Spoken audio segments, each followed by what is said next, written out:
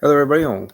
Hello, everybody, and welcome here to the Sports Talk Network, and welcome to another edition of Talking Packers with Steve. Obviously, my name is Steve, and I am a Green Bay Packer fan. I talk about all 32 teams each and every week, whether with a co-host or not. I'll go through all 32 in regards to last week, next week, from a Packers fan perspective. In that way, though, I know sometimes, at least from some people that I have interacted with here in the last couple of weeks, new subscribers and new listeners to the show, um, kind of explaining that in regards to, yes, it's called Talking Packers with Steve, where usually I spend most of the time talking about my team, the Green Bay Packers, but the ebb and flow of the show has changed over a little bit with different co-hosts and and otherwise that it's only close in its way it goes. It's a little bit different than how it was constructed when I first brought the show to life. Um, Still going to keep the name. I'm not really thinking to doing that, but I understand where the confusion has been for some people, so I respect that and I get that. Like I say, I always respect everybody's opinion, so I get that. Why?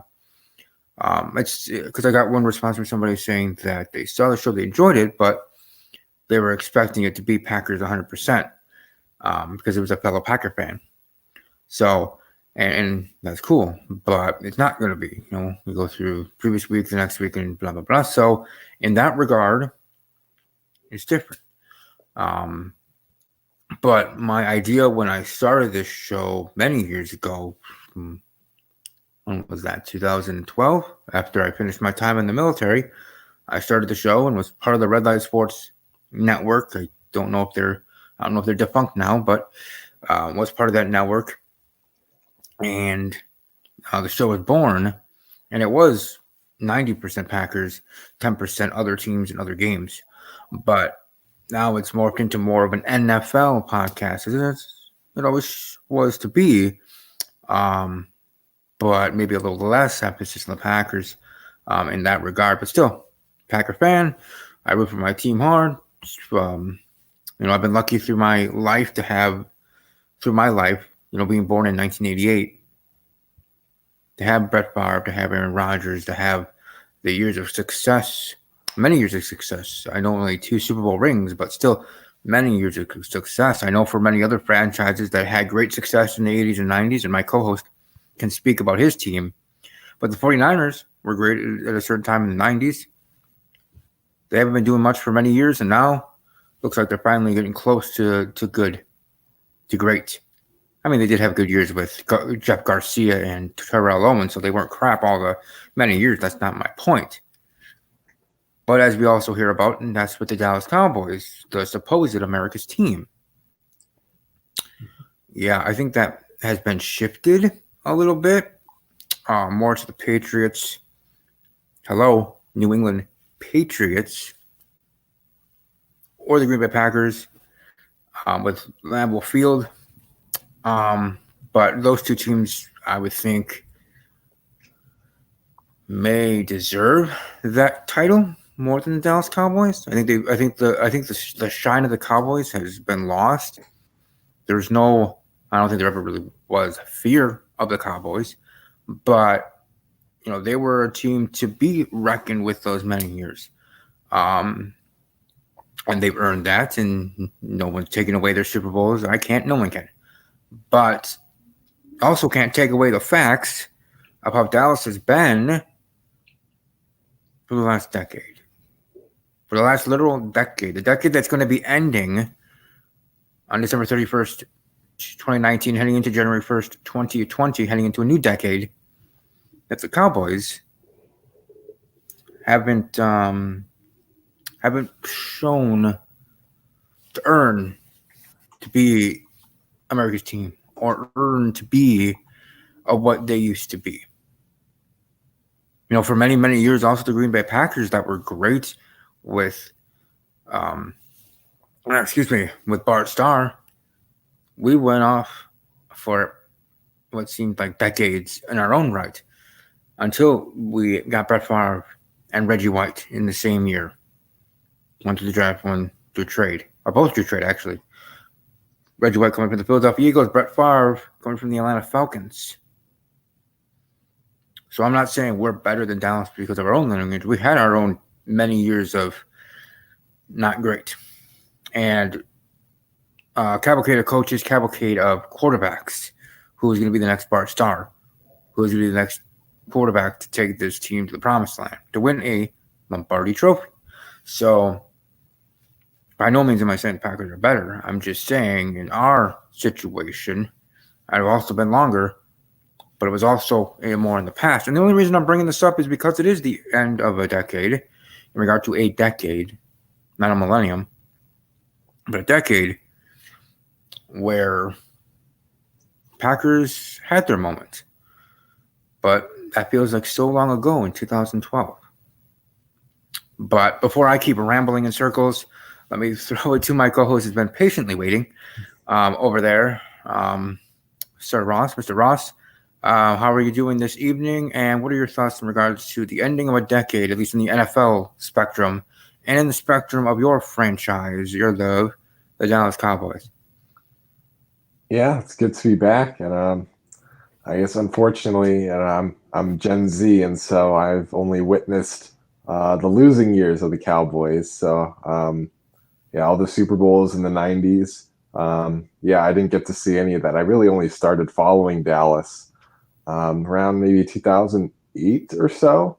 The first vivid memory I have of Dallas is them losing to Brett Favre when he was on the Vikings. It was like the divisional round. I think it was like 2008, 2009, I think. That was like the first vivid memory I had of the Cowboys. And then I'm just looking at after that year, yeah, 2009.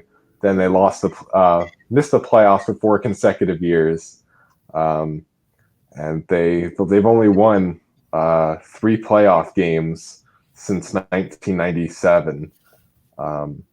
So yeah, I've witnessed a lot of losing, but I still watch every Sunday when I can. So we got a good team the past couple of years with Prescott and Elliott, and sort of a revitalized defense. So I definitely think the Dallas is on the up and up, and I'm excited to see what this team can do. Hopefully this week get something started. Maybe get to the playoffs to make a run. But yeah, it's been a fun last couple of years for sure. But for most of this decade, it's been a lot of losing. So it's good to be winning again, at least.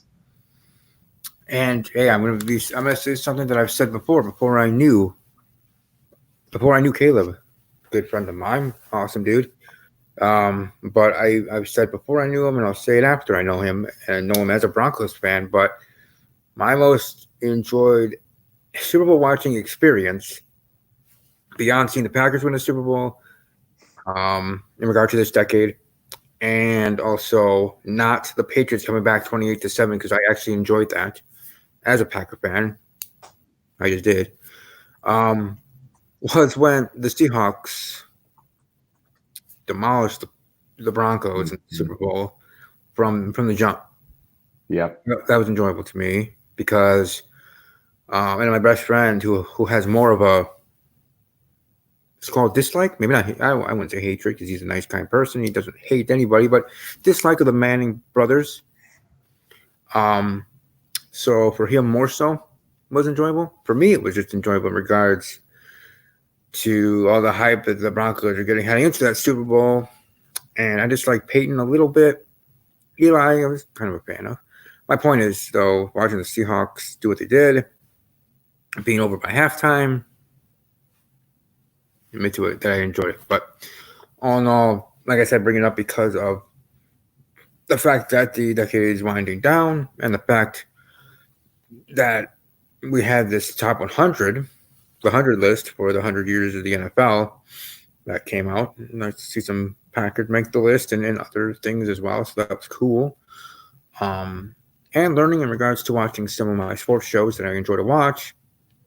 Some things that happened in this decade that I forgot did happen earlier in said decade, in regards to my team, in regards to the NFL. So what you can really count on in regards to this current decade was the New England Patriots, a team that had a stranglehold on their division each and every year. and was always a top two, if not the number one team that you have to ask what team can go through New England in the playoffs to get to said Super Bowl. Maybe times are changing in regard to into the new decade, the new Patriots. But either way, let's go through week number 15. Week 15 of 17, we have the Ravens defeating the Jets on Thursday night, 42-21. And the Ravens are going to win, but the fact that the Jets score as many points as they did is his own happy surprise for Jets fans. Packers over the Bears, 21-13, a game that shouldn't have been close, but was. Gives me some cause for pause in regards to how we're going to do in the playoffs if we're barely surviving these games, but in the end, yes, a win is a win. Patriots over the Bengals, 34-13, a game that was closer than needed to be until the Patriots finally woke up and proved that they were the better team. Seahawks over the Panthers, 30-24. Texans defeated the Titans, 24-21. Giants over the Dolphins, 36-20. Final great home game for Eli Manning, though it wasn't perfect throughout the game. I think he did have 2 interceptions. Eagles defeating Washington 37-27. And as I was saying last week, rooting hard for Washington, rooting hard for whoever is playing Philadelphia and whoever's playing Dallas, because that division's a mess, and I literally am here for it. Chiefs over the Broncos 23 Chiefs over the Broncos 23-3. Tampa Bay Buccaneers 38-17. If only this was the Buccaneers in the beginning of the season and not here at the end of the season. At least if they can finish 8-8, they're not going to playoffs. That's not happening. But going out on a positive note, on winning streak, there is something there, a promise of hope for the Tampa Bay Buccaneers for the next decade, the next season. Browns losing to the Arizona Cardinals, the battle of number 1 picks, battle of Heisman Trophy winners, and battle of Oklahoma Sooners. And Arizona won that one, 38-24 to the game itself. And the turmoil continues in Cleveland. And yet I was the one that did pick them to win the division. Yes, I did. People can go back to that episode and show it and prove it. Jaguars defeating the Raiders 20-16. I just heard about an hour ago before we went on air here that the Jacksonville Jaguars have relieved, basically fired, Tom Coughlin from his position. So I think that was expected to happen. I do have much respect for Tom Coughlin. I do remember when the Jaguars were an expansion team and how good they were that second year with Mark Brunell, former backup to Brett Favre in Green Bay. But Mark Brunell, and also the Jaguar team that 2 years ago was plays away, let alone a play away from going to the Super Bowl. So they were on an upward trend. Vikings over the Chargers, 39-10. Cowboys over the Rams, finally showing up against a good team. 44-21 win. Falcons over the 49ers in a surprising 49ers loss. 29-22. There's in regards to I think right now, 4-way tie. 49ers right now are a 5 seed. So they still have a chance to get back to the 1 seed. And it would be even crazier of a mess that will be figured out mathematically if the Vikings beat the Packers this week, because that'll make it like a 5-team tie along with other teams winning and going from there. But anyways, the Bills beating the Steelers 17-10. Glad to see that. And the Saints beat the Colts to eliminate the Colts from playoff contention 34-7, where Drew Brees breaks some records in the process. So in that week that we get geared up here for the playoffs. As Ross, get your thoughts in regards to your Cowboys in regards to the week that was. Yeah, so I guess I'll start with Dallas. They played their best game of the season. I mean, they were underdogs according to the Vegas odds makers, and then they just they blitzed the Rams. This game was over a couple minutes into the third quarter, which was just crazy. They scored first and really never looked back. And the thing that I was really happy to see was the running game. Dallas's running game was fantastic. Both Ezekiel Elliott and Tony Pollard had over 115 rush yards. The team itself had over 260 rush yards. And Dallas beat the Rams with, listen to this, Randall Cobb, 1 reception, -3 yards. Michael Gallup, 1 reception, 6 yards. Amari Cooper, 1 reception, 19 yards. So they didn't even need their star receivers to get it done. Dak Prescott only threw it 23 times. And I think Cooper Rush even came into the game and handed the ball off a few times at the end there. So, and the defense played extremely well. Sean Lee had a vintage Sean Lee game. He had a pick and a sack. First time he's done that in his career. Just all around fantastic game. Kai Forbath, the new kicker, made all 3 of his kicks, all of his extra points. So kicking game is back to perfection, which is great to see.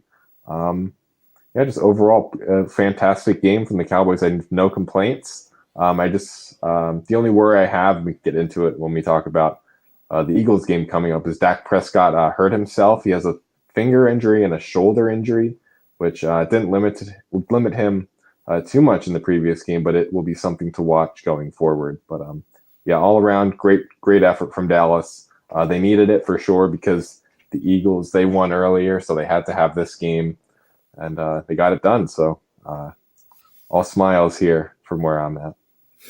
Well, the big matchup that's coming up this next week with the Cowboys and the Eagles, pretty much winner going to the playoffs and winning the division, Mm-hmm. and the loser not doing so, not going to be in the playoffs and be watching at home. So it's going to be a game that I'll definitely be glued to in general. Yeah, in general. Like, I was going to say whether I knew you or not, but I think with knowing you and other Cowboy fans, and some Eagle fans I know in the YouTube world, EDP445, Philadelphia, the Archfiend, and some others that are Eagle fans. I don't know if you've seen any of those 3 channels on YouTube, Ross, but I know most people know who EDP445 is. Yeah. Yeah, he is eccentric. I still subscribe to his channel and check out some videos at times. Philadelphia, she does live streams, kind of like Norb Cam does with the Seattle Seahawks and his team. A friend of mine, a friend of the show, and the Archfiend. He hasn't really been on YouTube a lot this year. He comes sporadically, because I think actually his last video actually was about wrestling and WWE. So. And AEW, but yeah, he does talk Eagles, and I'm sure he might actually come out with another video if the Eagles win next week. So those are the 3 main Philadelphia Eagle YouTubers. There's also Dink Ops, who's more of a wrestling content creator, but he's an Eagles fan. But anyways, Eagles Cowboys, a big matchup. I know people on both sides of the aisle, so either way, I'll have a happy tweet ready for to send out people mentioned in it either way on how it goes there for either Cowboy fans or Eagle fans to have an early Christmas present and your team's heading to the playoffs. And with your team heading to the playoffs, either side, you yourself, if you can swing it or care to want to, might be going to a playoff game. So, but the point is that it's going to be a great and glorious matchup that will be for next week, and we'll talk about it when we get to that point. But as regards to the week that was, like I said, surprising with the 49ers getting that L to the Atlanta Falcons, the Packers surviving against the Chicago Bears. Yeah, a team that was desperate. And that's the team that's most dangerous when they're desperate up against the wall and still having a chance to get to the playoffs. Though slim, still with a chance. So they're fighting for the playoff lives. And the Packers, I'm happy we got the win, but I just don't like how we are getting these wins. I really don't. And but also, is in the back of my mind is how we did against the 49ers, which wasn't. We really didn't do anything but show how inadequate we are against the very good teams.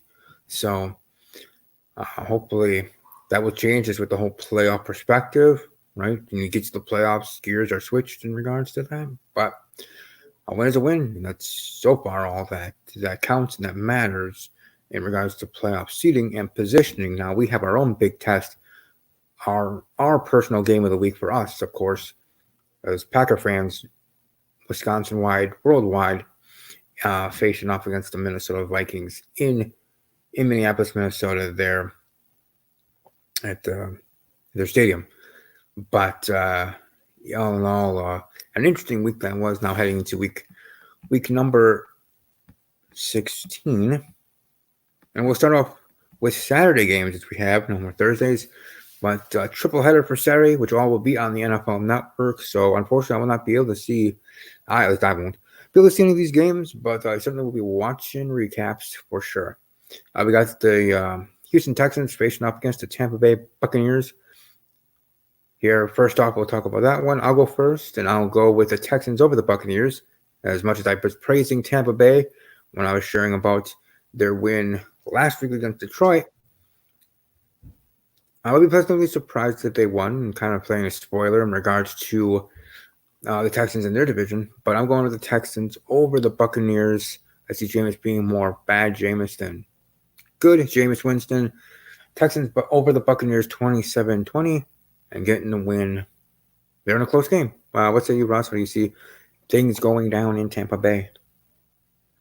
Yeah, I'll lean to Houston. I agree with you. I think it'll be a close game. I'm not super confident in my Texans pick, but I think because Mike Evans and Chris Godwin are both out for Tampa, I mean, those are two, Pro Bowl level receivers, and they're both out now.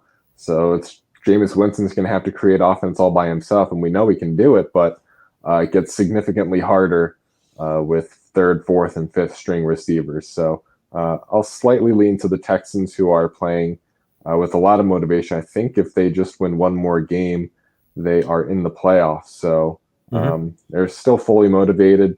So I will take them in this game. Next up, we got a big matchup. It could even be for the division. And there's just to think about that for a second. The Buffalo Bills technically have a mathematical chance to get the division over the Patriots. And the Patriots, if they lose here, be their fourth loss in a row.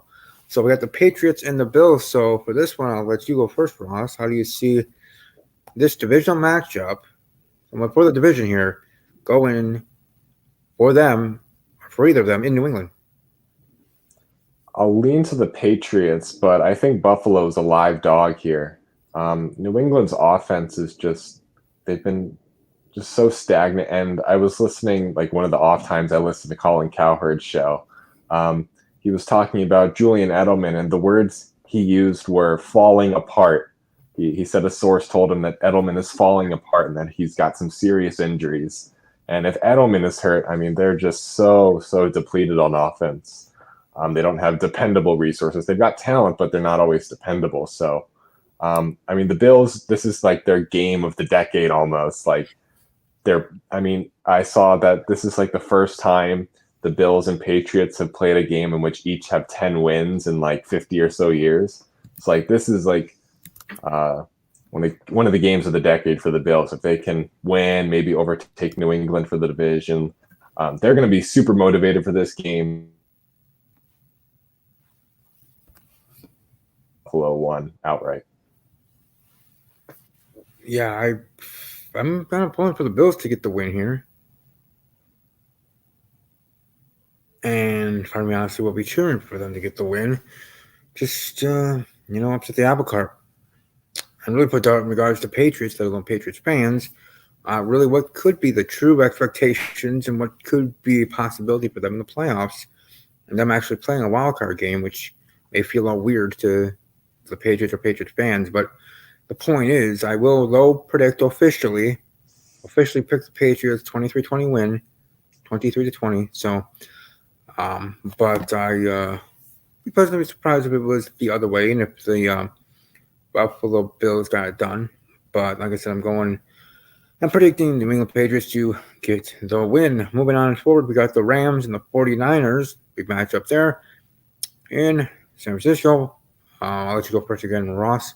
How do you see 49ers trying to bounce back, facing off against the Rams? Yeah, I like San Francisco here. I think that the Rams, like if they had to get up for any game, it was going to be last week against Dallas, and then they laid a complete egg. So I just don't see how they can get up for this game on the road against the Niners. I mean, their dreams have been crushed. Essentially, they're not going back to the playoffs, barring a miracle. So, and I think San Fran, they still control their own destiny for the 1 seed. If they win out, they'll get the 1 seed. So they've got all the reason in the world to keep fighting. And I think maybe last week's game was a bit of a wake-up call. So I think I'll take the Niners here pretty convincingly. Well, with the Niners as well. Niners over the Rams, 36-20, and get the win there. We'll move forward into the Sunday slate of games. We got the Pittsburgh Steelers against the New York Jets. Devin Hodges will still be the starting quarterback for the Pittsburgh Steelers heading into this matchup, but they still have a chance to get a playoff spot, or get the playoff spot that they technically have. I think right now would be the 6th seed in the AFC. I'll go first here. I got the Steelers over the Jets. I really was pleasantly surprised on how well the Steelers defense was against Buffalo, and it almost even worried me that Buffalo might actually lose that game. But that defense is ferocious, crazy, and they be the reason why the Steelers have a playoff spot right now, let alone even being in contention for a playoff spot right now with their situation. But I'm going with the Steelers over the Jets, 35-17 in a rout there. What say you with the Steelers against the Jets? I'll lean to Pittsburgh here because they obviously still have motivation. They control their destiny for a playoff spot. Or the 6th seed in the wild card is all they can get right now, but they still control their destiny. And then the Jets, I just don't trust the Jets anymore. I'm not too worried about Hodges' bad performance last week. The Bills have an elite defense. I think Hodges can get back on track here against an average Jets defense. So I will take Pittsburgh. And moving forward, we have the New Orleans Saints against the Tennessee Titans, a game of the week, I would say, a game of the week contender here. Saints-Titans, the battle of awesomeness. I'll go first here. I got the Saints over the Titans getting the win on the road, but a close one. A very close one. I see the Titans defense actually being able to show up as well for this game. But I just see the Saints having more move forward and to get the win here. So I have the Saints over the Titans 35-26 final. The Saints getting the win. But Ross, what say you in regards to this battle in Tennessee? I'll lean to the Saints here. My big concern would be Drew Brees playing outside of a dome.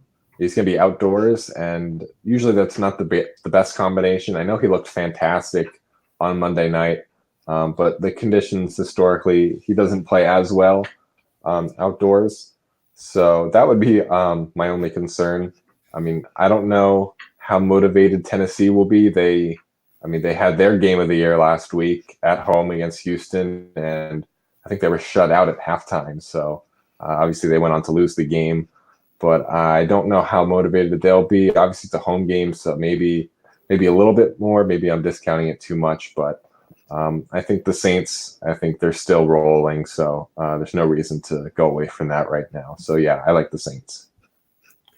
And moving right along, we got the two teams out of the playoff contention, just finishing up the season, basically. Carolina Panthers facing up against the Indianapolis Colts. First year as well. I'll go with the Colts over the Panthers. Colts over Panthers 26-13. And final there, not too much for me to say in regards to the game.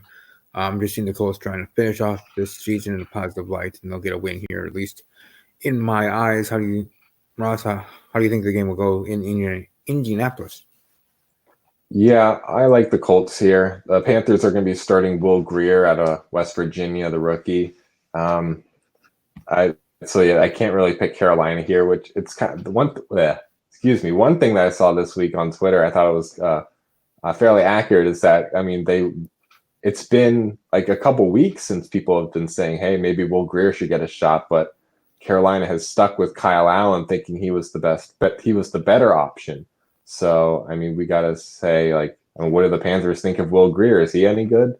They'll get to find out over these next 2 weeks. But for this game, I will be taking the Colts.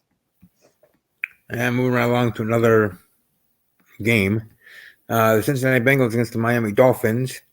I'll let you go first this time, Ross. How do you see things going down with the Bengals and the Dolphins matching up? It's the game for the number one seed. Or I know the Bengals are heavy favorites, so I don't really see how they can.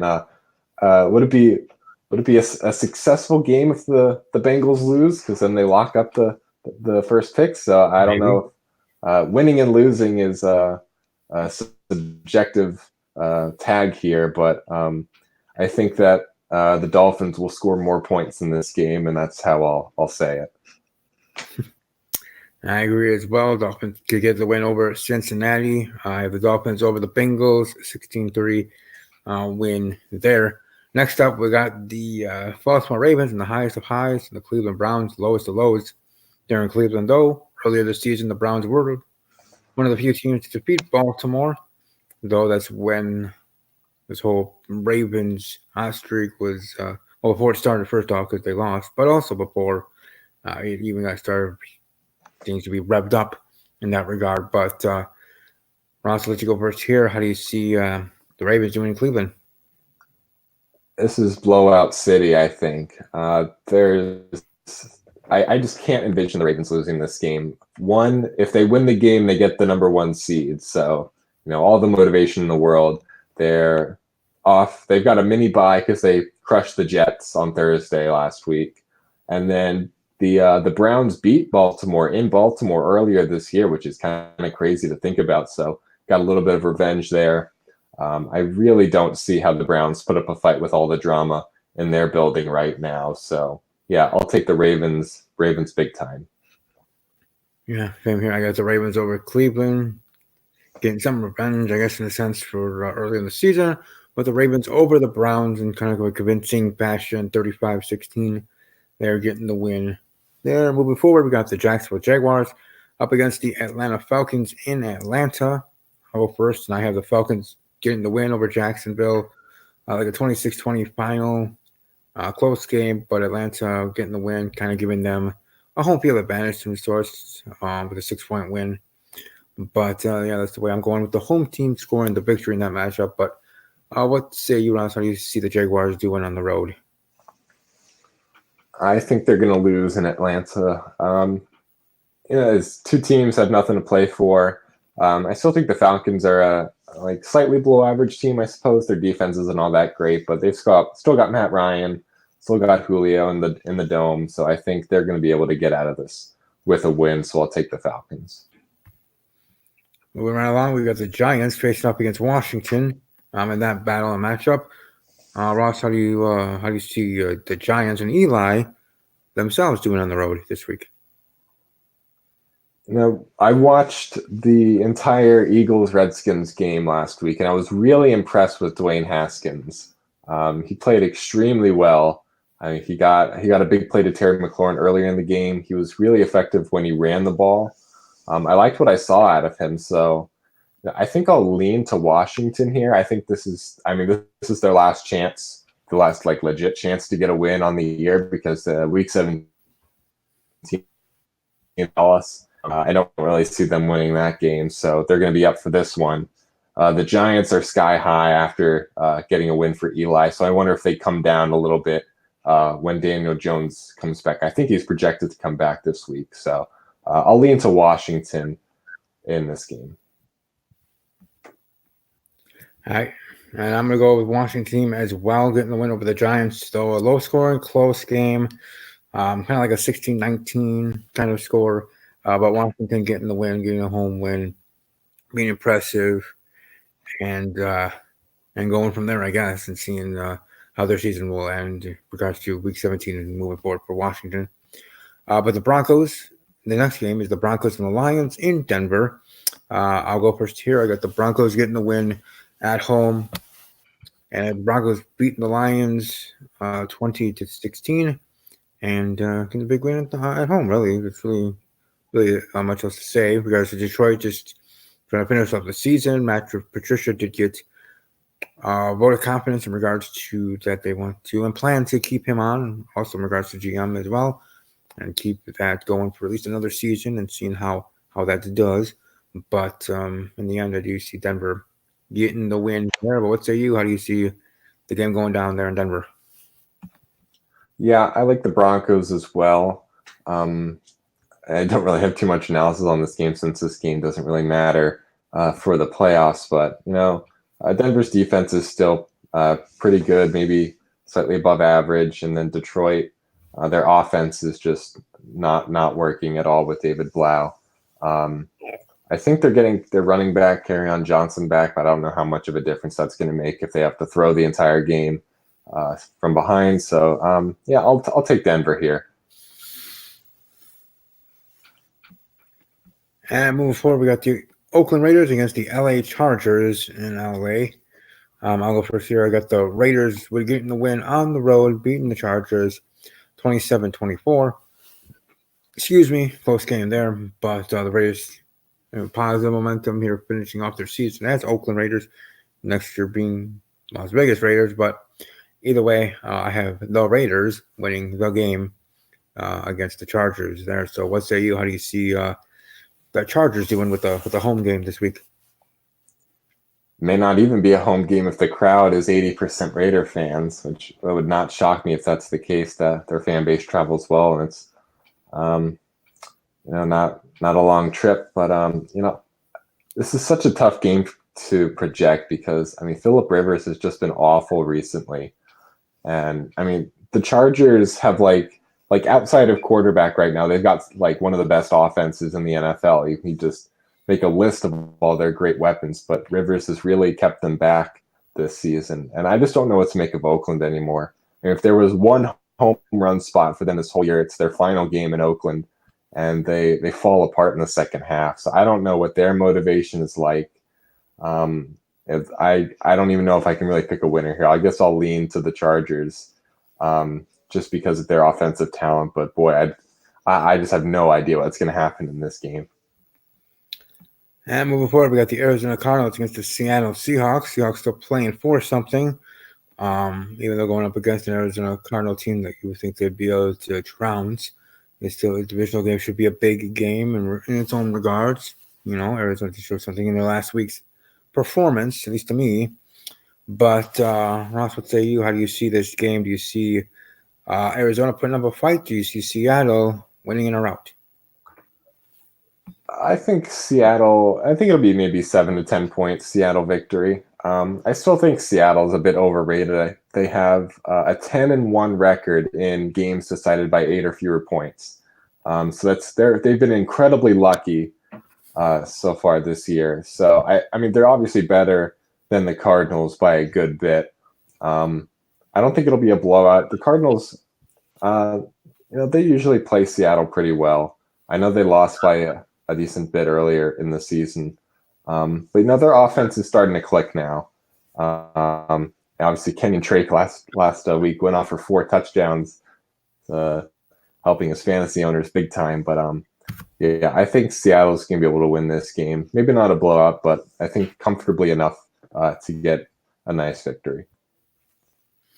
Yeah, I got Seattle with a big victory here. Seattle over Arizona, 35-16.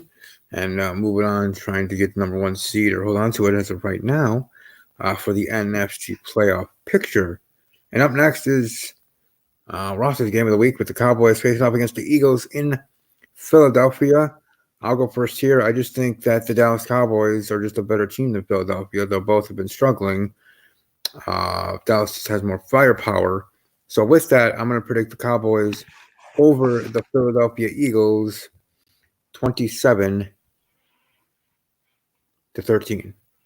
Cowboys over Eagles. So what say you with your Cowboys on the road, fighting for the playoff lives in this battle against Philadelphia?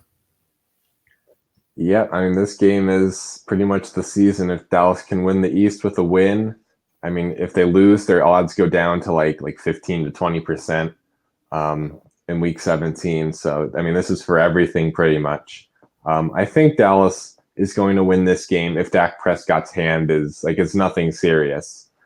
Because the way you beat the Eagles is through the air. Their cornerbacks are injured and not very good, and that's not a good combination at all. Dallas has a great group of receivers, and they weren't utilized a lot last week, so maybe they got the week off from taking a bunch of hits, so they should be ready to go. If Dallas can just play a clean game, I think they just have more talent right now than the Eagles. The Eagles are so injured on offense. I mean, they got like fifth stringers out as wide receivers last week, making plays that can work against Washington, but I don't think it's going to be enough to get by Dallas. So I'll take the Cowboys clinching the division, then maybe resting some starters week 17. And that would be, as I said earlier, right, for Cowboys fans, if that is the case and they get the win, as we both are predicting for Cowboys fans to get the early Christmas gift, and just be happy in regards to their team. We'll be hosting a playoff game. Now, before we move on to the final two games to talk about, to predict as we usually do, but let's keep it on this game, or just in regards to the playoffs, the subject matter.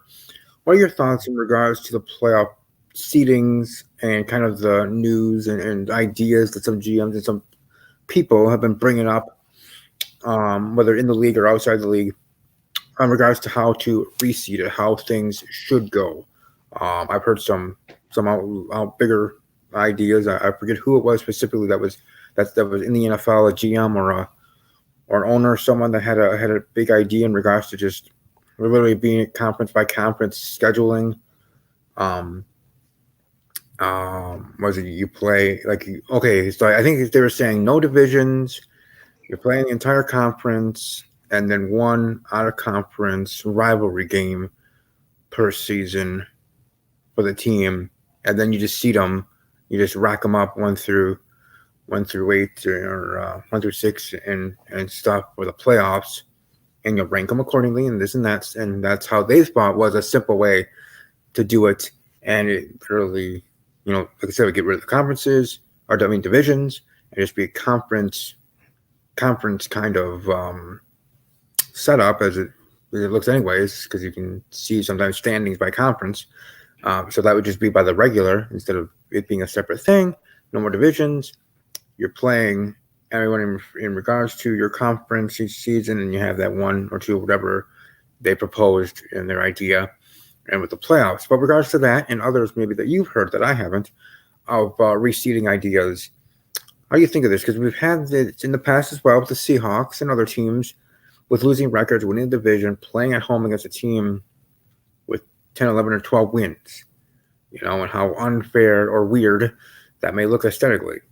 So even though that'd be good in regards to you and your team and the Cowboys, if that did happen, what is just your overall opinion in regards to playoff reseeding, or how the playoffs are for division winners and just how it's been for a very long time? Yeah, I would say that I'm not against it, certainly. I think just reseeding either by conference or maybe even combining the whole league, that was one idea that the NBA had a couple years ago when there were teams below 500 getting into the Eastern Conference playoffs, and the West, it was a dogfight to get the 7 and 8 seeds, and then you've got just completely trash teams in the Eastern Conference playoffs. So I think some of the idea heard stem from the NBA and their issues earlier in the decade. I don't think it'll actually happen just because of the history, and I think it just makes scheduling easier with the way you play division opponents twice. You play NFC East plays another entire NFC division and AFC division. Then how they do it. It makes a lot of sense, I think. But with football, I think it's tougher because it's 16 games as opposed to you never hear about this in baseball, of course, because baseball's got 162. The best teams are going to end up having the best records at the end of the year. But a team like the 49ers this year, they've played a somewhat I think they played a somewhat weaker schedule, but they might be above a team that's played a tougher schedule, and so stuff like that gets magnified when you only have 16 games. I don't really have too much of an opinion on it, but I wouldn't be opposed to it. I wouldn't necessarily be for it either. I kind of like the way the system's set up now. Obviously, it sounds kind of wrong as my team currently sits as the 4 seed at 7-7, and could be in at 8-8 if they win this week and they just rest everybody and lose week 17. It's possible that Dallas could be hosting a 12-win team. Or no, it would be. Would it be? It would no. It could be a 12 or 13-win team, like if the Niners or the Saints or a team like that. Like that'd be so weird. But yeah, just overall, I don't really have too much of an opinion on it because I think most years it's right. It's like only in these weird off years, like happens like once every like 10 or so years, you'll get a Seattle or a Carolina or a Dallas or Philly at like 500 or below.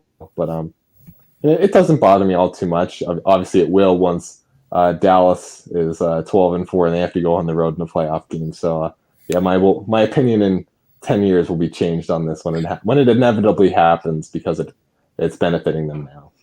Mm-hmm.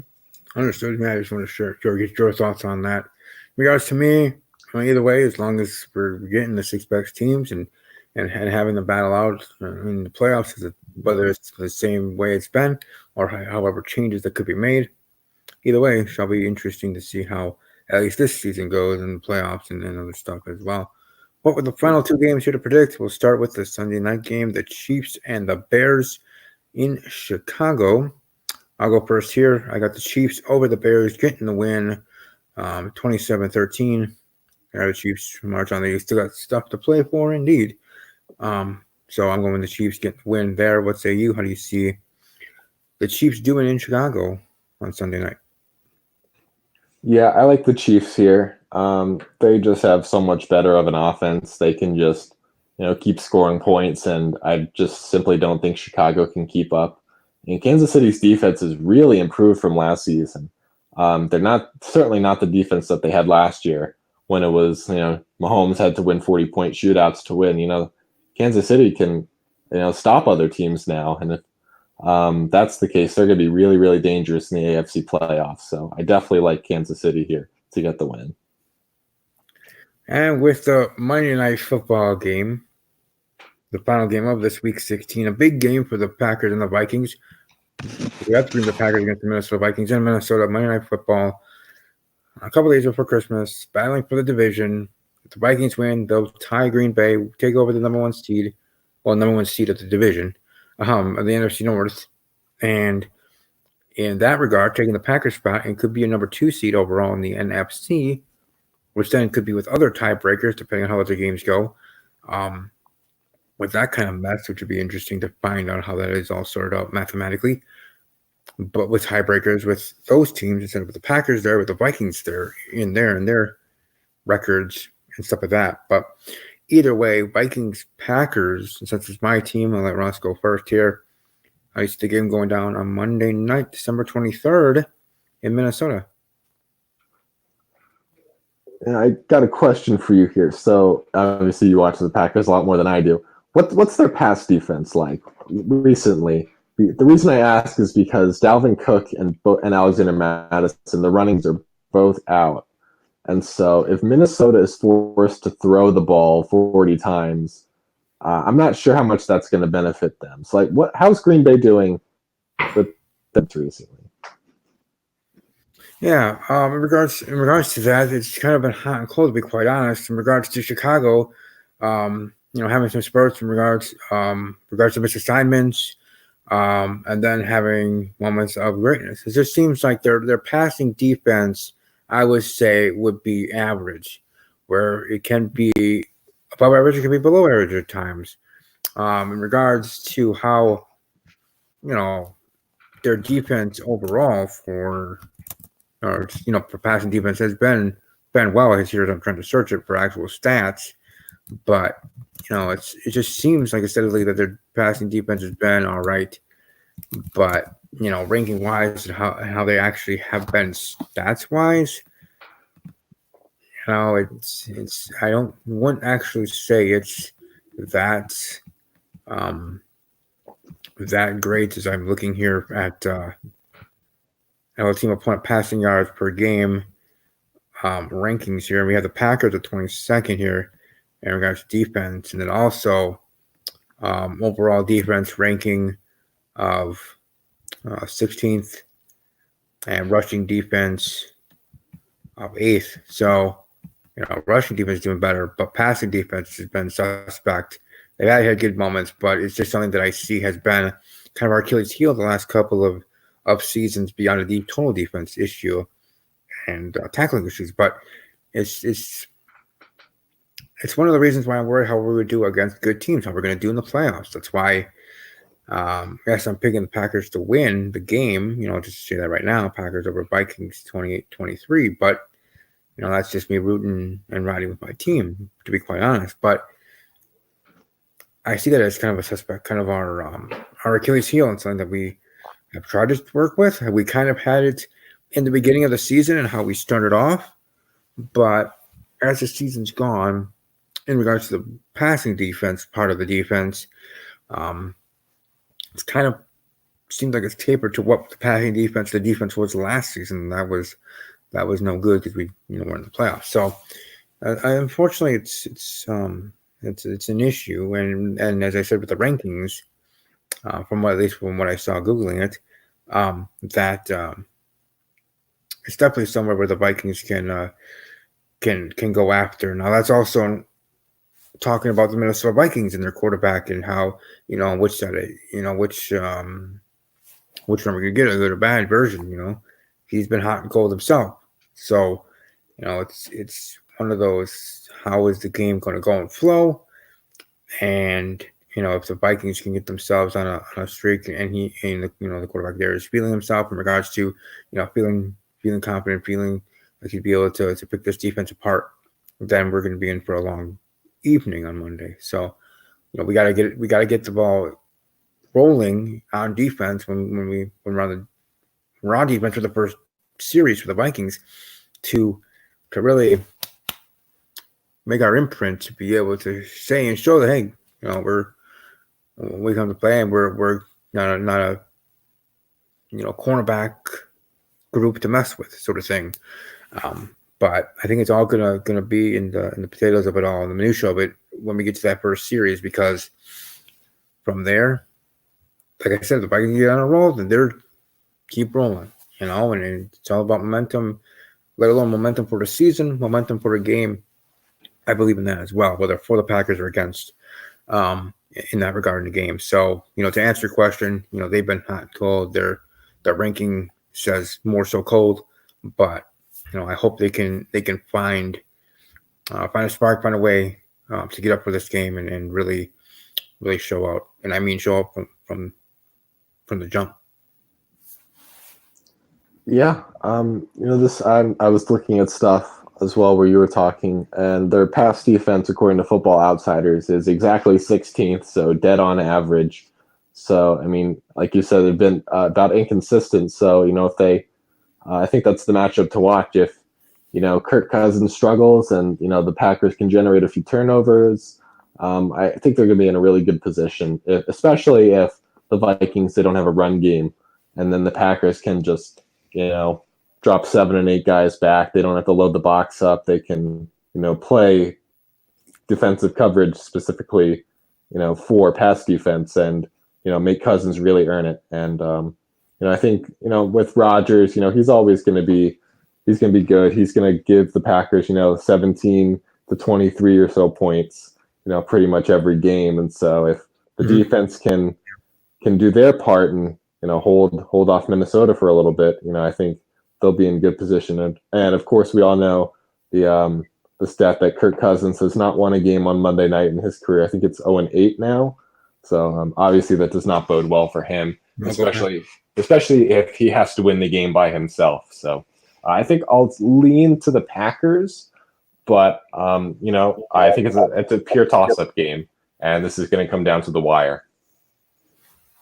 And don't we just like when games come down to the wire, right? Especially when it's our team, especially when it's a big matchup, like if the Philadelphia Eagles-Cowboys game goes in overtime, So, oh boy, my heart.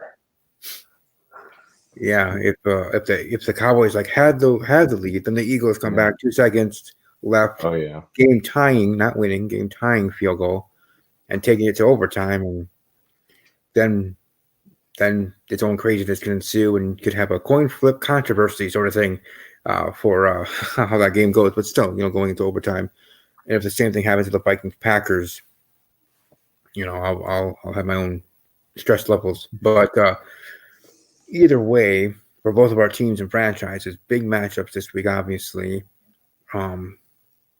Playoff determining more so for yours than mine, but still matters for both. And it's certainly going to be exciting for sure to see how that goes. So for you, and I'll throw it to you first, what would you say be the game of the week? I don't think we're going to have any surprises this week. It's definitely, for me, Green Bay and the Vikings. It's the only other good game on the slate, I think, outside of Dallas and Philly. I mean, we got a couple matchups that don't mean anything for the playoffs. A couple projected blowouts, but this game certainly has playoff implications. But even more specifically for Dallas, I mean, the loser of this game might be their first round opponent should they make the playoffs, especially Minnesota. If Minnesota loses, actually, no, sorry, I misspoke there. It could be Green Bay. If Green Bay loses and the Vikings overtake the Packers, and then if the Niners keep losing, it might be, Green Bay and Dallas in the. Actually, is that right? No, I think I had it right the first time. Yeah, Minnesota has a better shot at the 5 seed. Yeah, okay. Ignore everything I said up until this point. It'll be, especially if, Minnesota has the best chance of facing Dallas in the first round. So the playoffs ended today. You guys will be facing, as we talked about earlier, talking about the playoff seeding and playing a team with 10 or 11 wins. You'll be facing the 49er team that you don't want to face. So, yeah, as much as they've been kind of crashing down and earned the reason to beat it at the seat that they are sitting right now, heading into week 15, they'll be facing the Dallas Cowboys in Dallas. And yeah, that might be giving me 90s flashbacks, but it would kind of maybe be a route, but still, I don't see the so it's one of those. I know in the end it's just going to be what it's going to be, so I respect that if that's going to be your answer to this question. But is there a team you would want your boys to face if your team doesn't make it to the playoffs? You'd rather see them face and have a better matchup against in the wild card?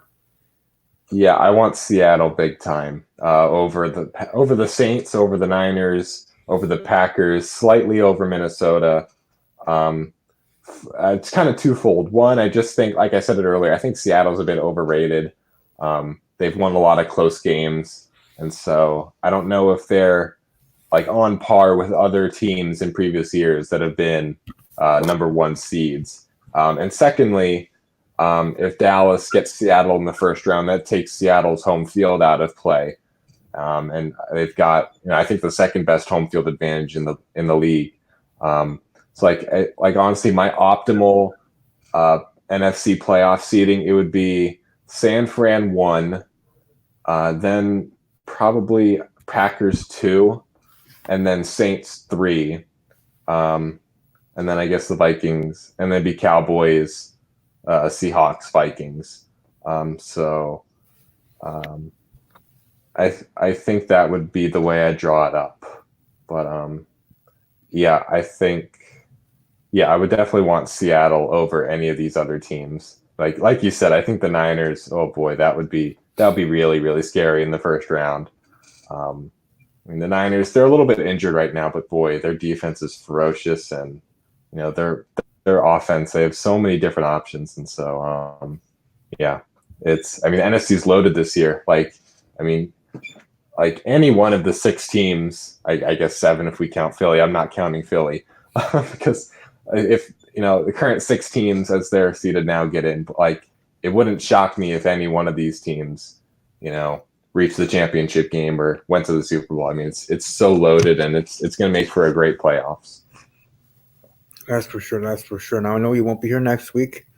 Family contractual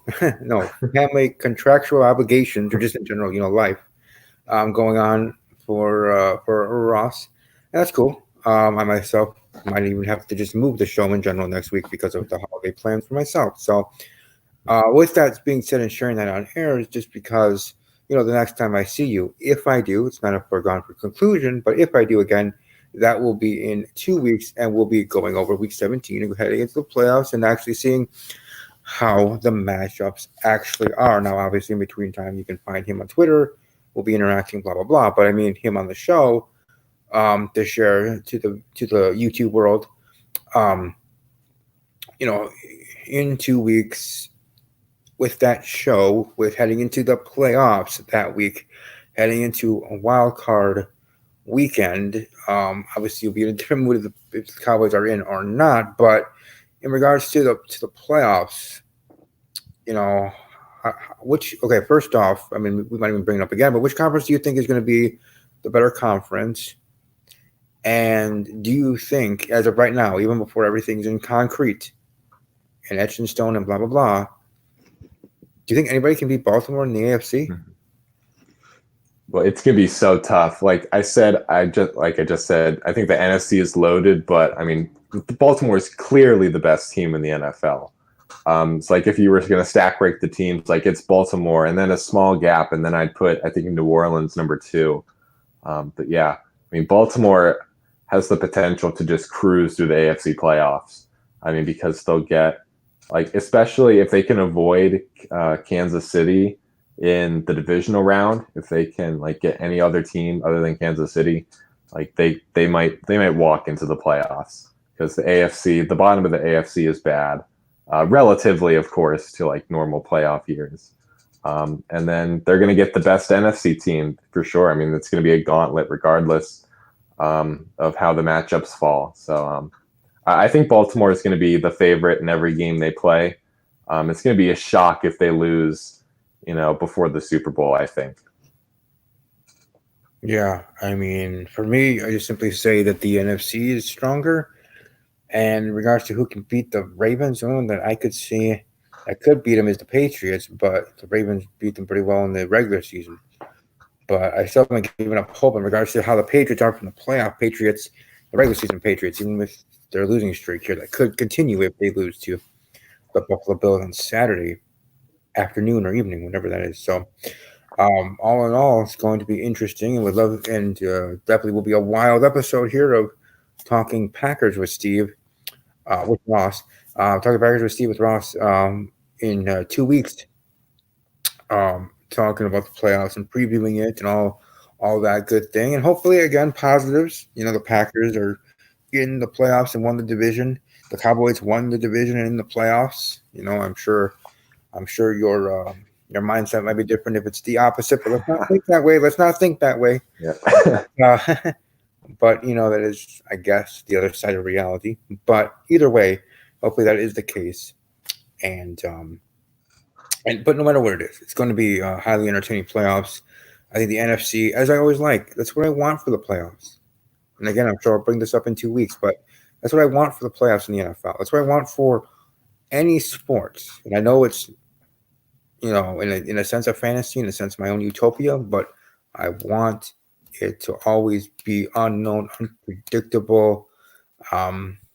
Just be in my own way flexible in regards to any team can win. You could literally, if you want, make a reasoned statement why all 6 teams from the AFC, all 6 teams from the NFC could represent their conference in the Super Bowl. As much as that might not be the facts, for me, it's more enjoyable, even if my Packers are part of it or not. That there's a chance for all the teams to do it. There's no 2 teams and the rest are just there to be there and just to face. Like we call in wrestling, jobber matches that are just happen to put over the talent that's getting the push in the storyline and blah blah blah for that for WWE. But here in the NFL, just having it for bodies, for teams. All teams matter, and all teams are in their spots, and all teams have a 71% chance in the eyes of reality and math, and also in the eyes and reality of the NFL fans and media alike. Journalists and otherwise, whether here on YouTube like us or, on the networks. But either way, I want that, and I want that for all sports. In regards to the playoffs being set up, and I think that's the case, at least to me, right now for the NFC. As we've both been talking about how stacked the NFC is. Um, Hopefully, at some point that could be the case for the AFC, but still, I'm going to enjoy the playoffs that I do every single year. But first, we got to get through week 16, and of course, week 17, where a good amount of teams have already cinched up their spots, let alone in the playoffs, resting players. So it's kind of a week off for them in a sense, for as regards to playing. But all in all, we're ready for it, ready to go. So as we are say adieu for this episode, I'll give the floor to Ross with any last thoughts, since he is going to be away for won't be back for 2 weeks if if he doesn't come back then. But still, any thoughts to share in general, and any other last words you wish to expound? I think as long as Dallas can take care of business, I'll be scot-free for week 17. I can just relax. I can enjoy. I can get my preparations ready for the wild card weekend. But yeah, it's been a fun season for sure. I'm definitely open to coming back for the playoffs. Hopefully, I'm talking about a Dallas home game, not a Philly home game. I've had my like I said at the top of the show. Boy, Dallas has disappointed me, lost, broken my heart many times in this decade. But I said at the beginning of this season, this is their year. They have to do something this year with Dak Prescott being on his contract year. After paying Elliott so much money, after paying DeMarcus Lawrence so much money, this has to be the year. And they're 7-7, but 3 playoff wins can cure a lot of heartbreak and a lot of losing. So we'll see what happens, and I hope we're talking Cowboys Vikings maybe in 2 weeks, or even more, Cowboys Seattle. So yep, very true. I think that's the less likely outcome, but I'd more than welcome it. But do you think that your Cowboys have to make a deep playoff run more than just getting in the playoffs for Jason Garrett to keep his job? Absolutely. Yeah, I don't think a divisional round is going to cut it. I mean, he's on the last year of his deal, so it's not like he's about to get fired. I mean, they can just let his contract expire. I think they have to make the championship game for Garrett or for Jerry Jones to even consider bringing him back. So, yeah, it's going to be a championship game. I think obviously if they win the Super Bowl, it's going to be tough for Jerry to not bring Garrett back. Right. Yeah, it'd be so weird for them to win the Super Bowl or make the Super Bowl and not see Garrett back for the 2020 season. So, yeah, I think they'll definitely need a couple playoff wins for Garrett to get a new contract. You want to talk about ratings? I'm sure the NFL wouldn't mind seeing a Cowboys Patriots Super Bowl. Oh, that would be their dream. As before we go, I forgot to do my usual thing, right? You got to do the gimmick. But my helmets for my game of the week, and for me, my game of the week is happening on Saturday. It's happening on Saturday. Is the game of the week, and that's going to be Buffalo Bills, New England Patriots. Ooh, good choice. I forgot about that one. That's a good choice. Because it's going to be for the division. The Bills actually have a chance for once to get the division, a chance. We talk about momentum, positive or negative. The Bills, this is your time. This is your one chance here to end the decade, in a sense, or literally, to end the decade, to beat the Patriots, to tie for the division, take it over for at least a week, and try to keep it in week 17. And I hope you do, Buffalo, but I did pick the Patriots for the win, but that is my game of the week, the Buffalo Bills, New England Patriots battling Gillette Stadium Saturday afternoon, late afternoon, evening.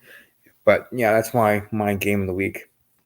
And as I always promote, you can find this show on the Twitter at talking_Packers. You can find my personal handle at Army_strong_06. You can find me on the Instagram at StephenK_06 and Snapchat at StevieK_06. And as I always do, Whodunit Double Vision Season 2 starting in January. Also wanted to show, For those that didn't know, even though this doesn't say anything with football, but showing that there is this new feature with a ticker. This one in regards to Riverdale, but still, I will be introducing that more and more as we get to the playoffs. Might be showing matchups or whatever for a rolling ticker, making it look a little more professional here with what I got right now.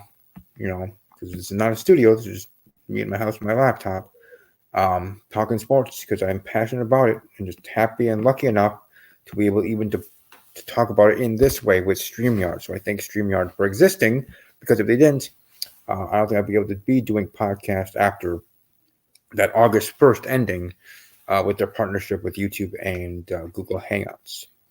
But either way, I think everybody that did stop by for a little bit here watching live, and those that will be watching archived, I thank Ross for being here again. Look forward to seeing him hopefully in 2 weeks. But happy holidays to you, Ross, and your family, and to all those watching as well. As I'm sure everybody will be doing their Christmas thing or just holiday thing, whatever you participate in. To each their own, respect at all. And above all else, as always, take care.